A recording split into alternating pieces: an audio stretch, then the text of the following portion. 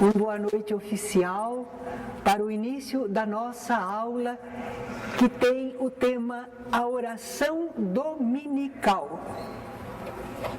Nós estamos acostumados a reconhecer essa oração pelo nome Pai Nosso. São as duas primeiras palavras da oração, Pai Nosso. E como essa oração foi ensinada por Jesus aos seus discípulos, ela também é conhecida como a oração do Senhor Jesus. E como em latim o Senhor é Dominus, então daí veio oração dominical, oração do Senhor. Então quer se diga Pai Nosso, ou se diga oração do Senhor, ou oração dominical, é a mesma prece que foi ensinada por Jesus aos seus discípulos. Allan Kardec, no Evangelho segundo o Espiritismo, depois de falar sobre a oração, que foi a nossa aula anterior, não é? Ele em seguida fala sobre a oração dominical. Ele faz um estudo belíssimo. Nós aqui sintetizamos, pegamos apenas algumas ideias, mas vocês leiam lá em o Evangelho segundo o Espiritismo, que vai valer a pena. Ele diz, Allan Kardec, que essa oração, ela oferece um resumo de todos os deveres do homem para com Deus, consigo mesmo e com o próximo. E que, além disso, ela é uma profissão de fé, é um testemunho, não é? Que a pessoa dá. E ainda contém o pedido das coisas necessárias à existência. E contém também o princípio da caridade. É uma beleza, não é?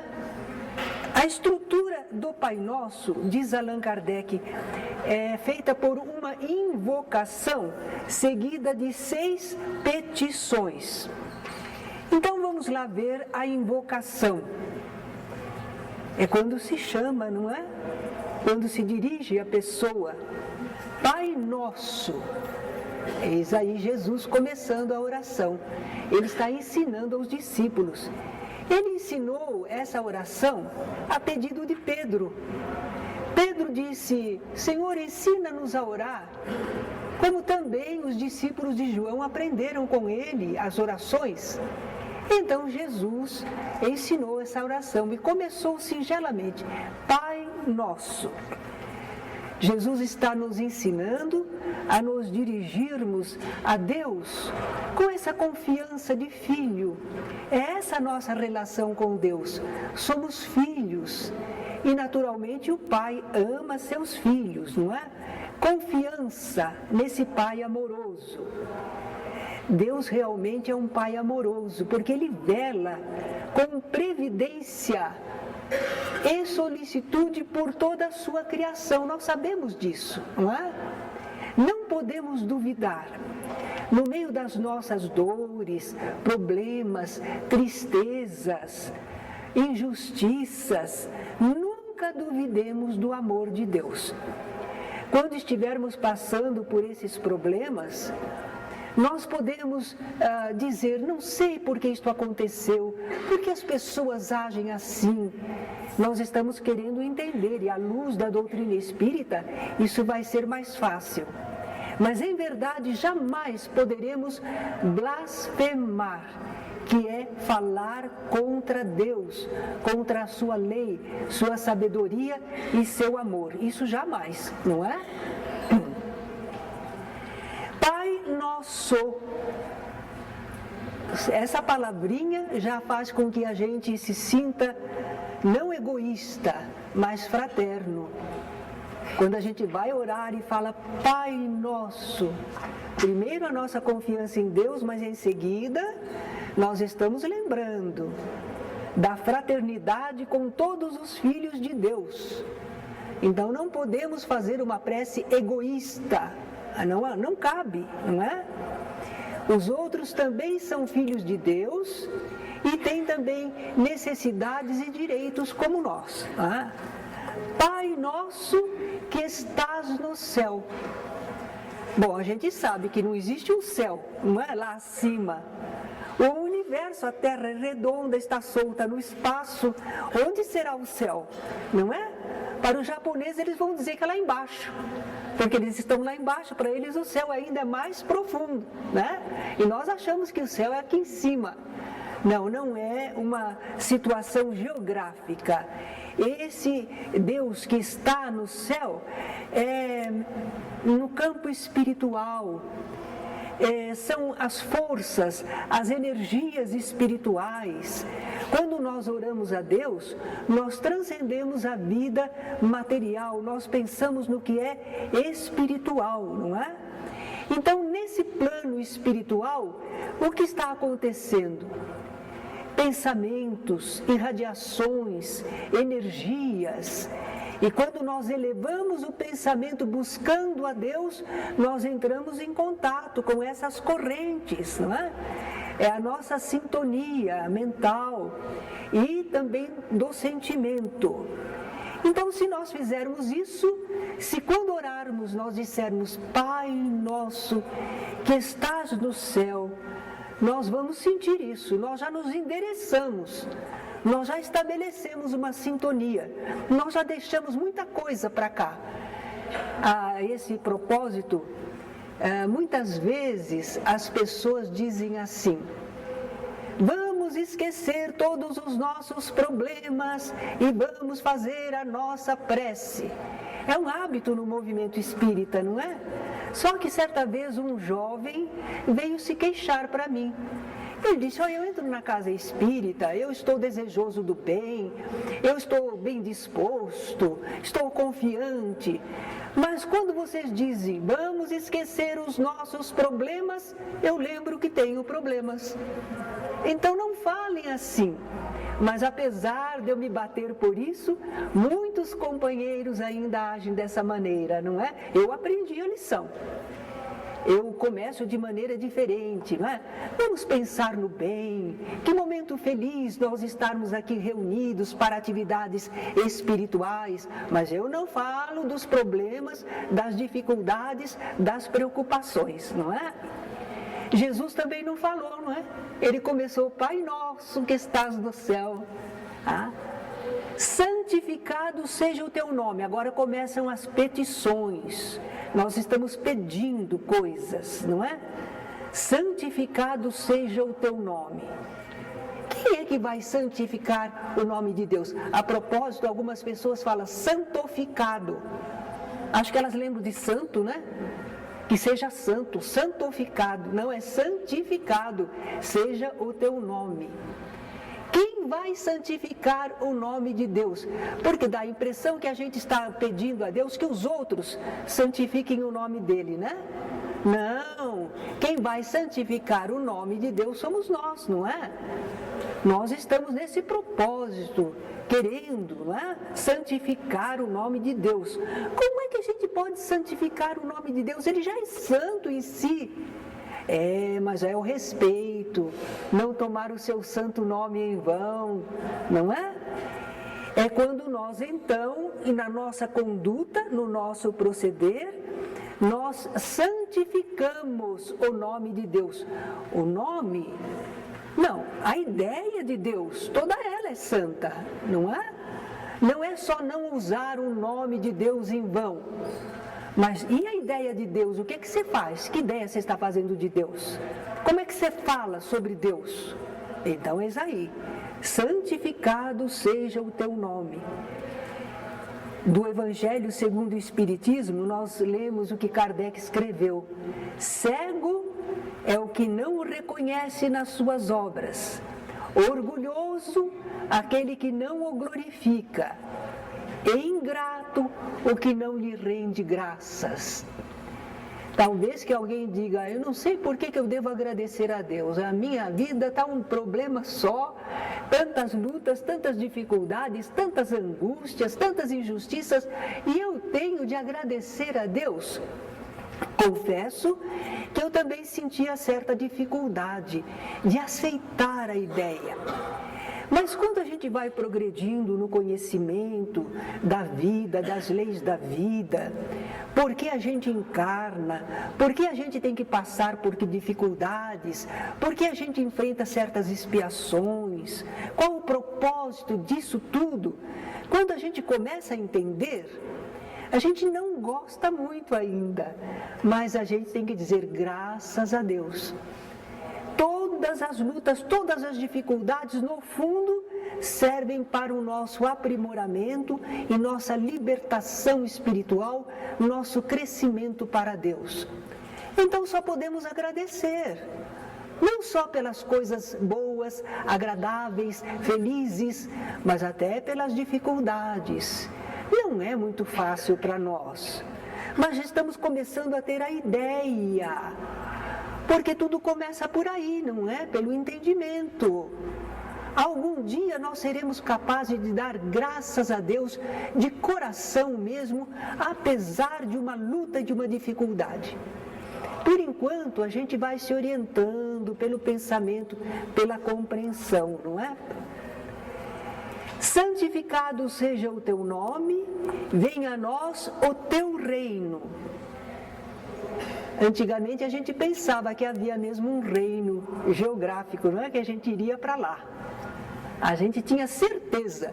Havia aquelas representações, os portões do céu, como é que era a vida lá por dentro, não é? E eram felizes aqueles que conseguiam entrar no céu. São Pedro era o porteiro, o dono das chaves do portão do céu. Então a gente pensava assim, que o reino de Deus era um lugar. Mas agora nós estamos entendendo que é tudo no universo que está obedecendo a leis de Deus, mas principalmente em relação à vivência espiritual. O reino de Deus é o universo, é tudo que Ele criou, Ele reina nesse universo. O seu poder se faz, a sua lei se faz. E tudo que Deus estabeleceu nesse seu reino é bom.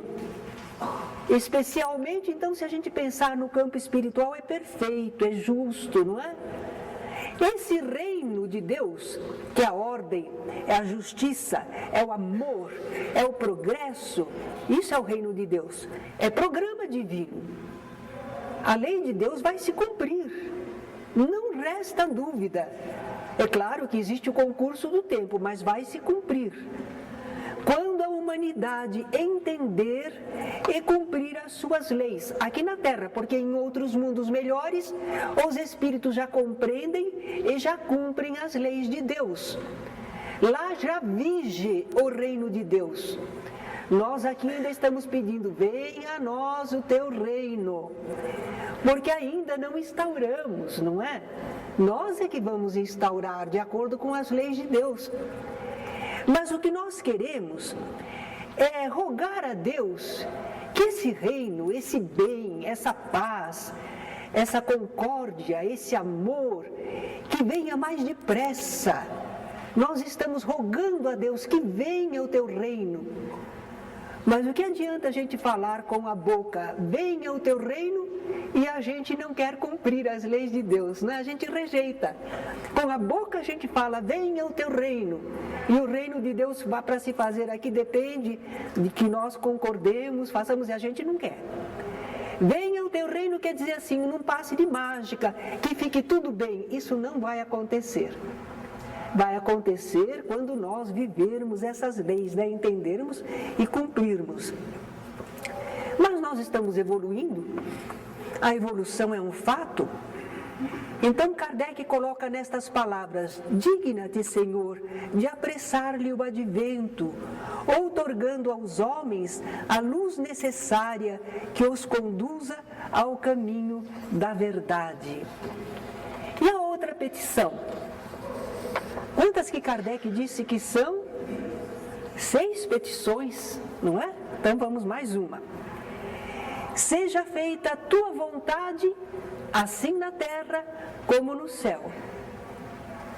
Nós estamos aí nos dispondo a concordância com as leis divinas.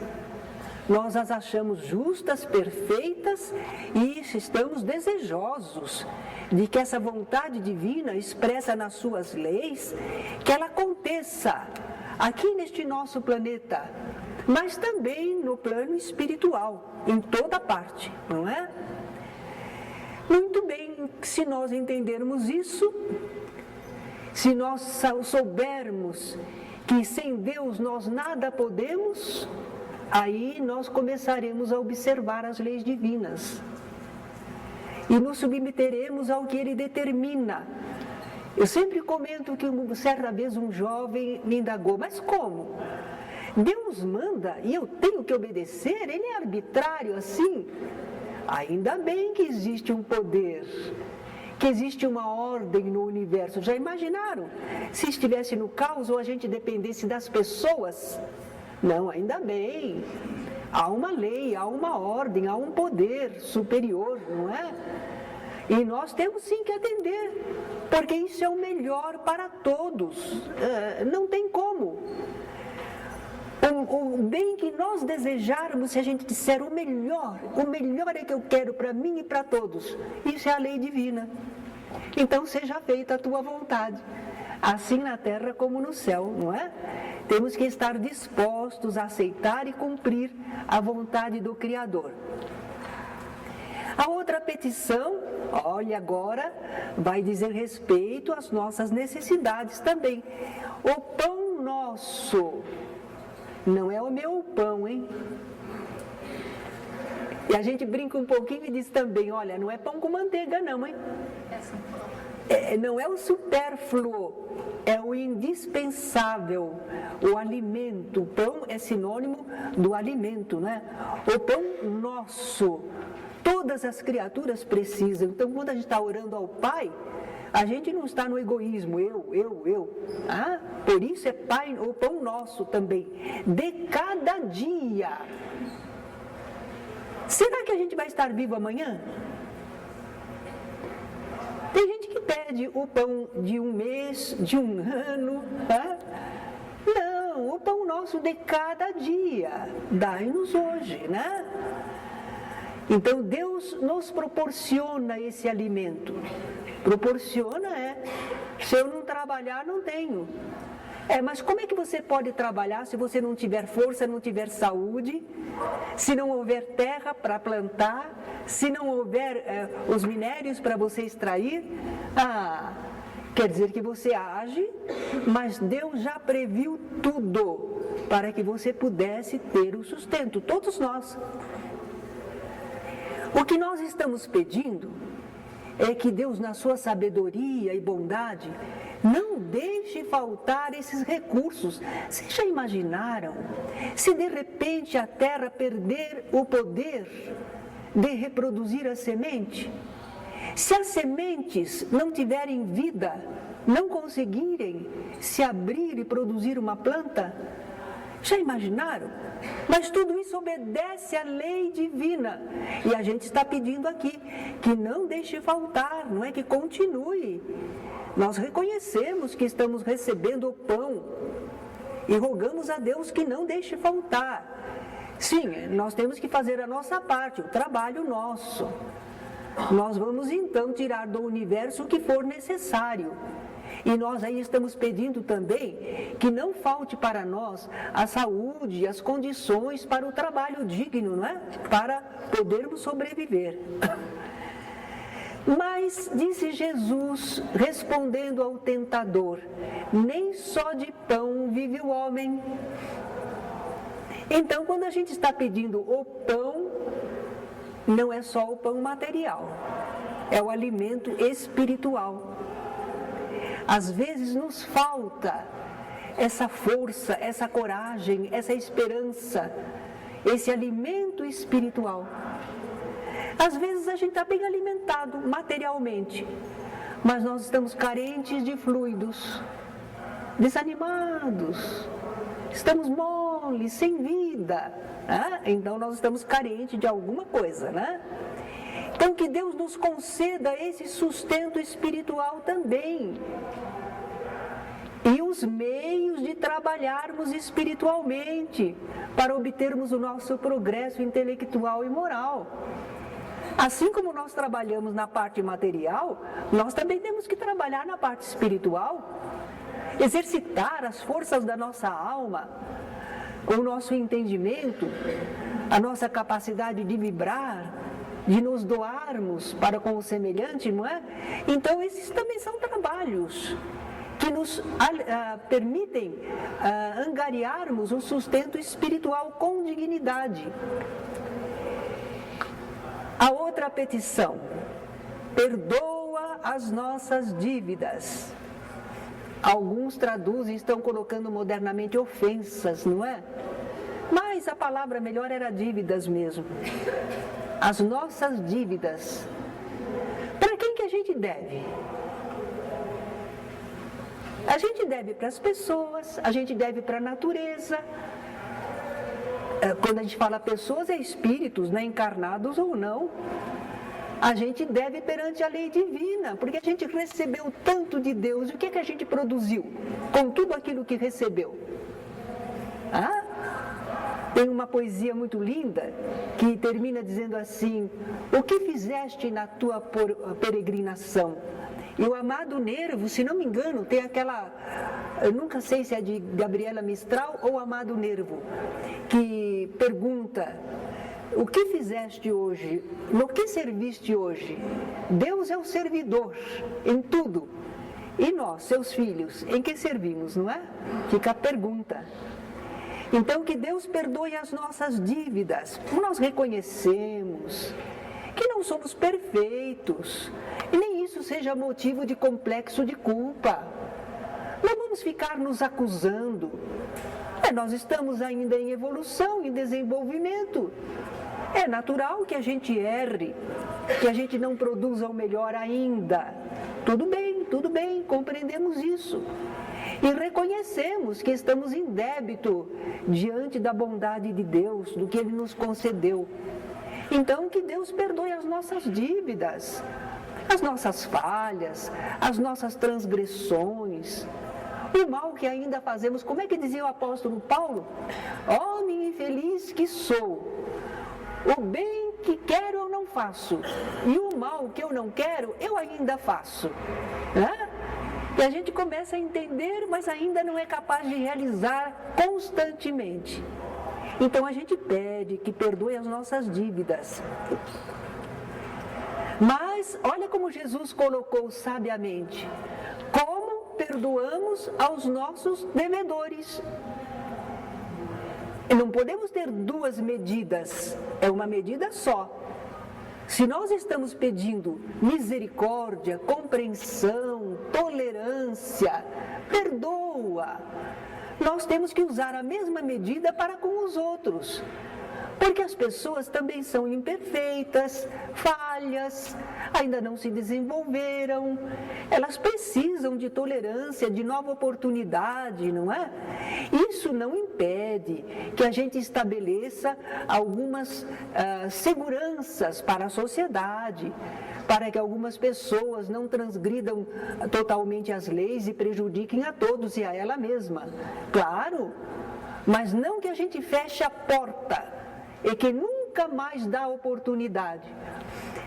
Houve um curso nosso aqui de expositores, todo ano nós fazemos, né? Preparando os companheiros que já estão no 3º ano, no 4º, né? Eles então vêm aprender a fazer exposição em público. E houve um tema, o perdão, muito interessante as colocações que os companheiros fizeram, não é? Como perdoar, quantas vezes perdoar. Jesus ensinou a Pedro, não é? Pedro perguntou: Senhor, até quantas vezes pecará o meu irmão contra mim que eu o perdoarei? 7 vezes? Jesus disse: 70 vezes 7 vezes. Não é para contar, quer dizer sempre que for preciso. O perdoar não quer dizer que não se controle ações erradas. mas que não se feche a porta às criaturas. Nós temos que aprender muita coisa no campo espiritual, no relacionamento humano. Nós ainda estamos aprendendo. Nós temos que combater o mal, o pecado, entre aspas, mas não o pecador. A pessoa que erra precisa de amparo para se recuperar. Agora, nós não devemos ser coniventes com o erro, mas não devemos ser cruéis para com a pessoa que errou, né? Aqui também Kardec coloca uma observação interessante, que a morte não nos surpreenda, guardando nós no coração desejos de vingança. Isso já muitos povos dizem, né? Que a gente não deve deitar sobre a nossa ira. Devemos perdoar. Mas por quê? Por quê? O que será que acontece quando a gente vai dormir, mas vai dormir com aquele sentimento de rancor, o desejo de vingança? O que acontece? Qual é o problema? A gente vai dormir. Amanhã é outro dia. O corpo dorme, mas o espírito não. E o que o espírito está sentindo, com o que ele está sintonizando, que campo ele está abrindo para espíritos adversários, maldosos. Então, o corpo dorme e ele está remoendo aqueles sentimentos. Estabelece sintonia com espíritos também rancorosos. Onde é que ele vai? Como é que ele vai acordar no dia seguinte? E se de repente ele morre durante a noite? Em que companhia ele ficou? É melhor não dormir com a raiva, né? É melhor limpar o coração, deixa para lá, Deus é que sabe, não é? Não nos deixes cair em tentação. O pessoal fala isso com muita convicção, com muito fervor. Não nos deixes cair em tentação. A gente tem medo da tentação, não é isso? Tentação leva a gente para o mau caminho, compromete a gente espiritualmente. Antigamente a gente achava que a gente ia para o reino do diabo. Tentação, que coisa horrível que é. A gente tem medo dela. A gente tem medo, E por que a gente cai em tentação? Porque a tentação é bonitinha. A tentação nunca vem com cara feia. Ela vem como se fosse uma coisa boa, agradável, lucrativa, sem trabalho. Ela vem como se fosse uma coisa assim, olha, isto é um prazer e não vai ter consequência nenhuma. É assim que ela vem. E a gente é muito ignorante, né? A gente é bobo, a gente é ignorante. A gente não é capaz de perceber onde aquilo vai. A gente só vê o prazer do momento, o lucro do momento. E aí que a gente cai na tentação. A gente cai no erro. E o problema da tentação é quando chega nas consequências. Começa tudo bonito, mas quando chega nas consequências, aqui que a gente diz, o que eu fiz? Por quê? Não é que eu entrei por esse caminho. Mas essas situações que parecem nos instigar a agir de modo inferior, que parece algo agradável, lucro fácil, sem responsabilidade, por que elas são assim? É a nossa ignorância que faz pensar que são atrativas, belas, sem responsabilidade. Como é que a gente diz aquele ditado popular? Macaco velho não põe a mão em combuca. A experiência ensinou para ele. Porque eu vi um filme documentário, como é que uns homens conseguiam encontrar água em regiões áridas, mas que os macacos sabiam onde tinha, mas não contavam. Então o que acontecia? Eles puseram umas guloseimas dentro de uma cabaça, de uma combuca, e o macaco foi lá e pôs a mãozona e pegou. Só que quando ele fechou a mão, não passa na boca, não sai. E ele não quer largar o que ele pegou. e ao mesmo tempo ele não consegue tirar. E lá fica ele, não é? Nós vemos aí uma situação em que a pessoa cai numa situação atraída por algo, certo? Ah? Mas ela age de tal maneira que ela se fecha na situação. Mas essa era uma situação do macaco, mas também, sabe o que eles faziam? Eles punham bastante sal, e o macaco gostava do sal, lá não tem? Então ele comia bastante sal e dava sede. Só que o homem tinha aprendido ele, soltava só de manhã, ele ia louco atrás da água, e o homem atrás dele, e achava a água, não é? Então nós às vezes somos usados por pessoas ou espíritos desencarnados que mexem com as nossas tendências, o nosso modo de ser. Eles não conseguiriam nos tentar se aquilo não fizesse parte do que nós gostamos. Eu conto sempre uma historinha, que é da Meimei, se não me engano. O professor que queria explicar o que era a tentação, ele levou os alunos dele para o pátio. Lá no pátio, na cavalariça, havia um cavalo, e o professor pôs uns obstáculos no caminho do cavalo e acenou com uma espiga de milho cru. Ele tinha oferecido para os alunos: quem quer comer esta espiga de milho cru? Ó, professor, milho cru não quero não, né? Mas ele acenou para o cavalo veio pulando os obstáculos para abocanhar o petisco, não é? Então, quer dizer, atraía o paladar do cavalo, não atraía o paladar dos alunos. Então, só lobo cai em armadilha para lobo, não é? E nós temos que estar vigilantes, porque o problema não está fora de nós, está dentro de nós. O que está me atraindo? Por quê? É bom, não é? Qual a consequência? Haja aprendizado na vida, né? Nós estamos aprendendo. Às vezes aprendemos na dificuldade, na consequência terrível. Então, as tentações são fruto da nossa ignorância espiritual. E é por isso que elas continuam surgindo no nosso caminho. Quanto mais eu rezo, mais assombração aparece. Não é o que o povo fala? A gente fica: não nos deixes cair em tentação. Mas o problema está aqui, não é? Então, por que a gente pede dessa maneira? Por que Deus deixa? Bom, Deus deixa porque as situações que acontecem testam a nós, nos provocam, fazem com que a gente chegue a conhecer o que a gente sente, se é bom ou se não é. São provas. As tentações são provas. Melhor que a gente saiba antes e não caia quando em tentação. Nós não adianta pedir que não venham as tentações, elas vêm. Elas fazem parte da vida, não é? Não adianta dizer: Senhor, que não apareça nenhuma tentação, elas vão aparecer. Então Jesus disse muito bem: não nos deixes cair. A gente não está orando para que não haja tentações, elas fazem parte da vida que nos dá o progresso, não é? Mas nós pedimos que a gente não caia quando vier a tentação, que a gente não ceda, que a gente saiba resistir, que a gente seja previdente, prudente, não é? É isso que nós rogamos a Deus.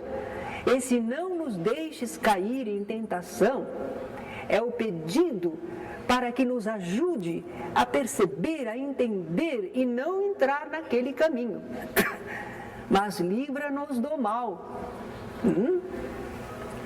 Agora, se precisarmos enfrentar as lutas, que Deus nos dê força para resistirmos e superá-las. Porque aí nós vamos nos aperfeiçoando e nos libertando das tendências más. Finalmente, tem aquele trechinho: porque teu é o reino, o poder e a glória para todos sempre. Amém.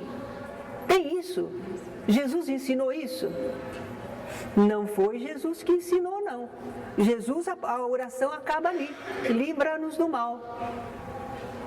E então, como é que tem isso? Houve uma ocasião que eu pensei que não sabia, então precisava acrescentar. E eu comecei a orar o Pai Nosso com esse trechinho. Até que eu vim a saber, isso não é das passagens evangélicas. É uma influência da liturgia católica. Acrescentaram isso. Seria como se nós disséssemos: ah, Senhor, teu é o poder e a glória, mas não é da oração. Não faz parte da oração Pai Nosso, não é? Então é melhor não dizer isso quando se fala o Pai Nosso, tá bom? Pai Nosso foi criado. Jesus, o Senhor, Ele que ensinou para Pedro, a pedido de Pedro. Lembra que nós falamos?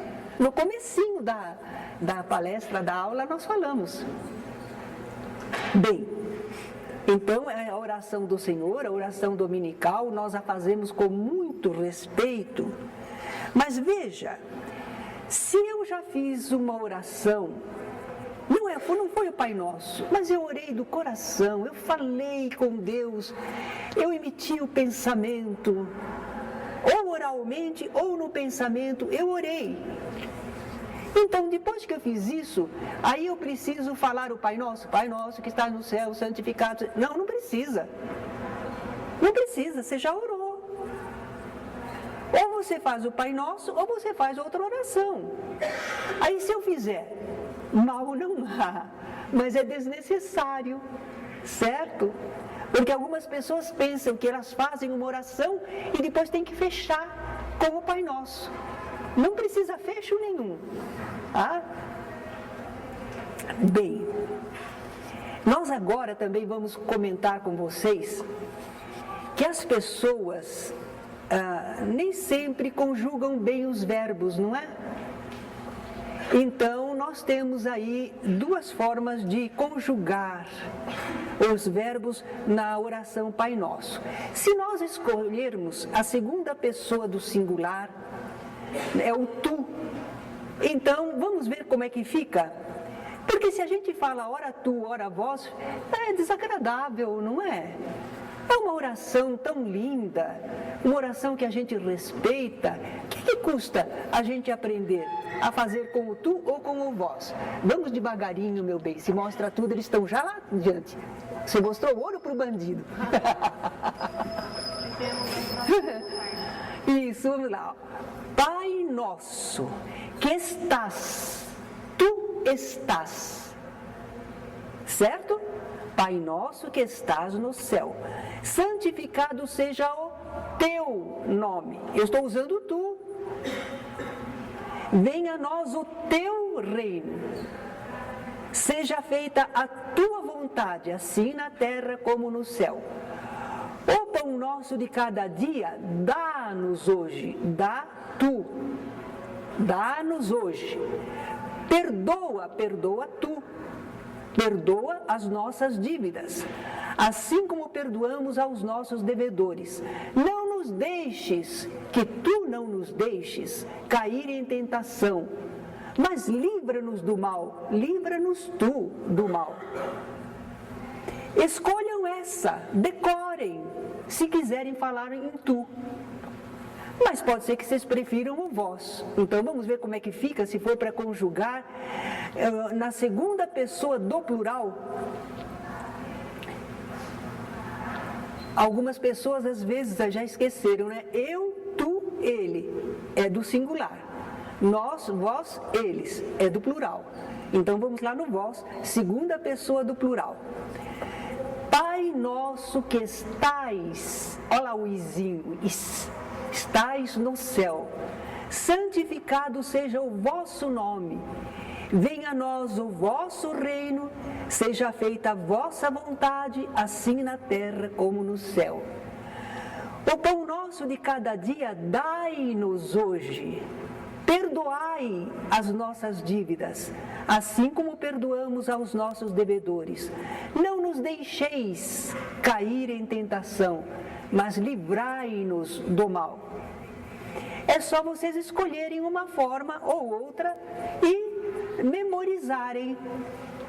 Aí quando vocês fizerem a prece, vocês já estão acostumados, aí não mistura uma coisa com outra, não é tão desagradável. Parece até um desrespeito, né? Pela oração do Senhor. Sim.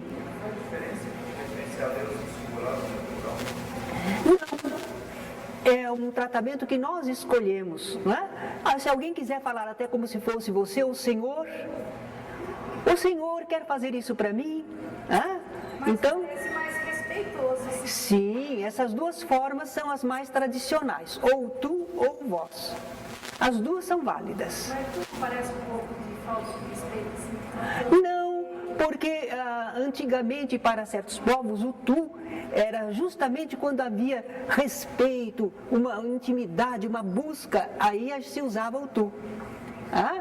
No Brasil, no português que nós usamos, o tu é perfeito. Há alguns sulistas que falam, também nos cariocas, né? Tu vais, não é? Principalmente onde houve influência da colonização portuguesa. Eu fui criada em Santos, embora nasci em Cravinhos, fui criada em Santos. E quando eu fui para Ribeirão Preto outra vez, já meninota, o pessoal lá achava graça. Eu e meus irmãos falávamos 1, 2, 3. Eles eram muito misturados com italianos, não é? Eles iam nós vai, nós quer, nós foi, né? E agora chegava alguém e falava 1, 2, 3. Parecia pedante, mas não era. Não é? Era o costume, a língua, né? Se conjugava perfeitamente. Então, é um retoquezinho que não é doutrinário. Vocês repararam, isso não é princípio doutrinário do Espiritismo, mas é uma prática que a gente faz. A gente costuma fazer a oração Pai Nosso, então vamos fazê-la direitinho. Agora estamos abertos a perguntas, hoje deu tempo. Eu queria fazer uma pergunta. Sim. Eu até concordo com a senhora quando a senhora disse que a gente tem que trabalhar, pode ter a ver, certo? Mas, frente a isso, como é que a senhora vê a famosa frase, ai os livros do campo, eles estão Mas é outra coisa, outro enfoque, muito bem lembrado. A respeito disso, eu tenho até uma palestra inteira para poder explicar, mas vamos resumir. Olhai os lírios do campo, porque Jesus está querendo acalmar as pessoas que estão aflitas pela sobrevivência. Muitas vezes a pessoa deixa de cumprir as leis de Deus para resolver os problemas materiais imediatos, não é? Então, Jesus, muito amoroso, está querendo fazer a pessoa entender que ela não está à mercê, que Deus sabe o que ela precisa, não é? Então, ele usa essa expressão, olhai os lírios do campo. Eles não tecem nem fiam.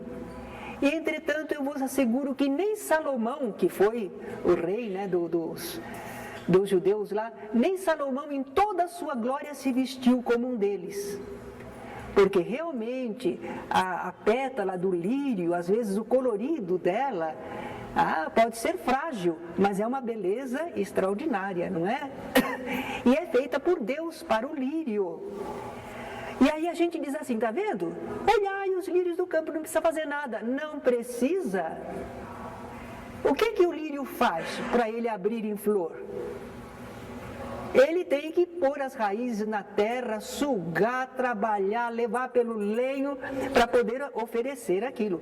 Deus previu, mas ele trabalha. Jesus diz assim, olhai as aves do céu. Elas não juntam em celeiros, não plantam, não juntam em celeiros. E, entretanto, vosso Pai os alimenta. A vizinha não planta, mas ela sai procurando, ela voa, ela esforça, ela faz a parte dela. O que ela sabe e o que ela pode, ela faz. Existe na natureza, mas ela é que vai buscar. E se tiver um frutinho, ela tem que trabalhar com o frutinho. Eu achei tanta graça o tucano, não é, com aquele bico enorme, mas ele só pode comer o frutinho na beiradinha, na pontinha, que ele consegue, né, trabalhar com o fruto. Então a gente vê que todos os seres trabalham para ter a sua sobrevivência, mas não foram eles que criaram os elementos dos quais eles vão viver. Deus alimenta, Deus veste, nós recebemos a pele. Já pensou a nossa pele? Que coisa admirável que ela é? reveste o nosso organismo inteiro, ela permite a oscilação da temperatura. Se a gente machuca um pouco, ela se recompõe. É admirável, Deus já nos vestiu. Então, nós temos que cuidar daquilo que Deus nos oferece. Temos que ter esse trabalho, não é? É para não termos aflição pela sobrevivência. Agora, talvez que alguém diga, mas teve gente que morreu de fome. Verdade, verdade. Isso demonstra a desorganização da vida social no nosso planeta. Não é a lei divina. São os homens, os seres humanos, que não respeitam, que não partilham, que não compreendem, não se amam. Não é da lei divina que alguém morra de fome. Não é. Mesmo no deserto, existem aquela cadeia alimentar, mesmo no deserto ela ainda existe. Tanto que os beduínos sabem, né, sobreviver, como encontrar água e uma série de coisas mais.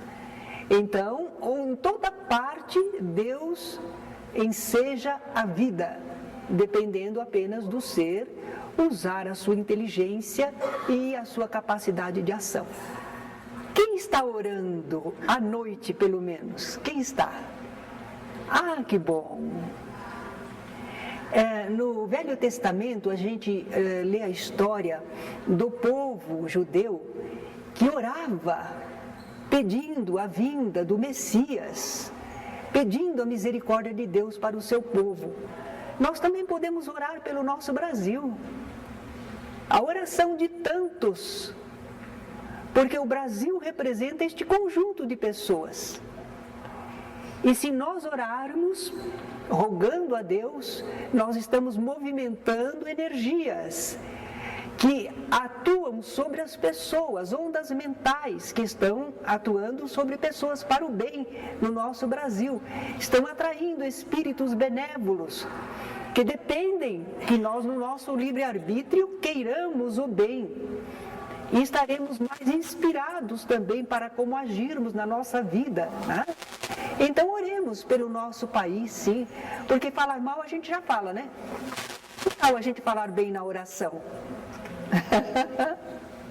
Assim a gente equilibra um pouquinho, a gente não é perfeito, mas também não fica fazendo só o que é errado, né? Eu agradeço pela atenção.